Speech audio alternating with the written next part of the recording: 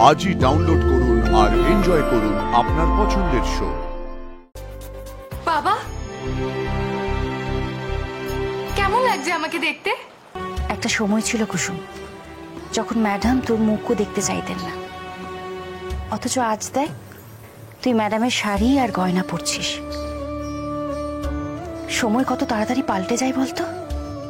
হ্যাঁ পিসি, আমি তো সারা জীবনই দেবী মার সেবা করতে চেয়েছিলাম,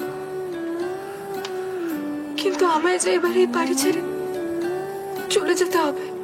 চলে যেতে তো সবাইকেই হয় রে, কিন্তু আমি এটাও জানি যে বিয়ের পর তুই খুব ভালো থাকবি, আর তোর যখনই মন খারাপ করবে তখন তুই এখানে চলে আসবি। আসতে তো আমাকে হবেই, এত দূরে তোমাদের ছেড়ে আমি কি করে থাকবো? আচ্ছা এখন এসব কথা থাক কুসুম, তাড়াতাড়ি রেডি হয়ে নে। পিসি, তুমি একটু গয়নাগুলো পরিয়ে দিতে আমার সাহায্য করবা?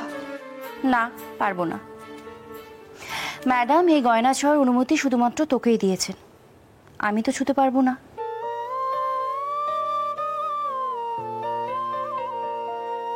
তার স্বপ্ন স্বপ্ন চোখে রূপ কথা নেমে আসে, সন্ধে তারার মতো একা জলে আকাশে।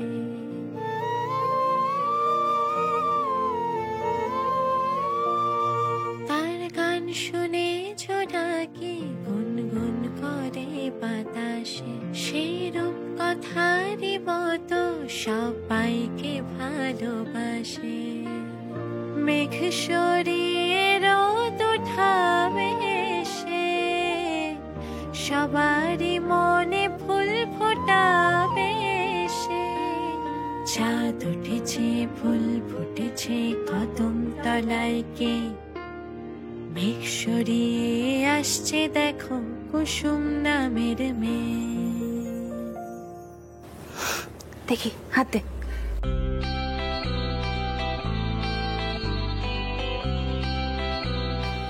কারো যেন নজর না লাগে। আমি তো বিশ্বাসই করতে পারছি না।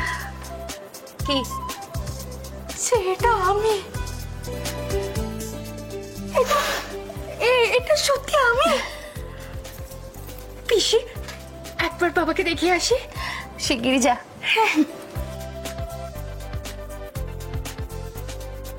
বাবা,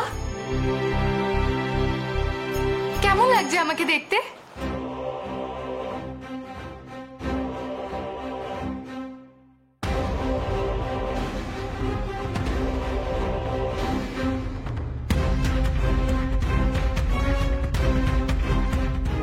কি হলো বাবা, ভালো লাগছে না?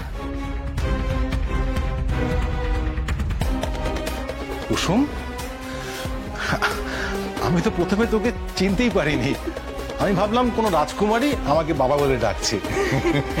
বাবা, দেবী মায়ের শাড়ি গয়নায় আমায় মানিয়েছে।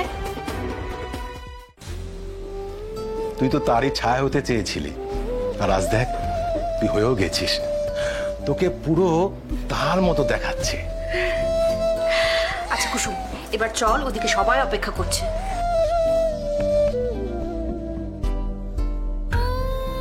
চল তাড়াতাড়ি চল। চলো চলো। শাড়ি আর গয়না পরে চাকরানি থেকে রানী হওয়ার শখ আমি গোছাচ্ছি।